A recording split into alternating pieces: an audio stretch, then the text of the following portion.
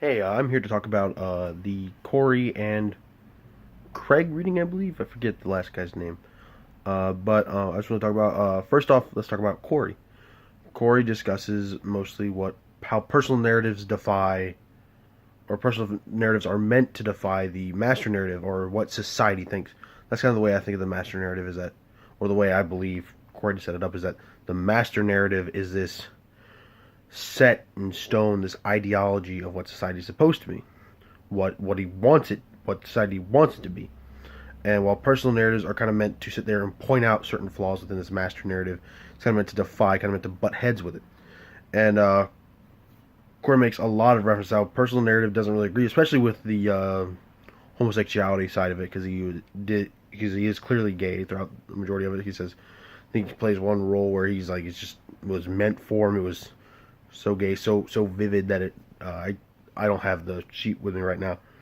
Otherwise, I'd pull reference. But it was very much so, basically saying that the master narrative is never going to agree with the personal narrative. The personal narrative is always meant to defy that master narrative. Now, looking at what Krieg says, which also has to do with the personal narrative, but more so on how one should go about preparing or telling the personal narrative. And one thing that it seems to be apparent to Craig, I believe, let me make sure I'm saying his name right. I'll pull it up on my computer real quick. Gingrich. It's Gingrich, not Craig. But basically, he's kind of sitting there and saying that he that he that whenever you're going about doing it, that it's supposed to be, supposed to have a purpose to it. It's supposed to sit there and identify something, has some sort of meaning, not only to you, but to the audience, so it has some relevance to them and something they can learn off of. And, and one thing that is super duper important, it seems like, is that he really, really harps on the fact that you should be extremely prevalent not to sit there and let characters or certain settings take complete control of the story. Don't get lost in what you're saying.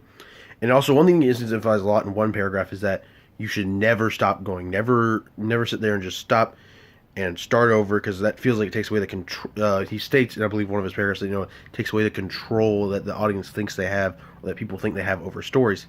Whenever it's really just this entity that just keeps going and going and going. And that's what I think I pulled from a majority of it, just off the top of my head. But overall, what do you think is a very prevalent between? Is there any similar grounds that Corey and Gingrich seem to play upon? And that's all I have.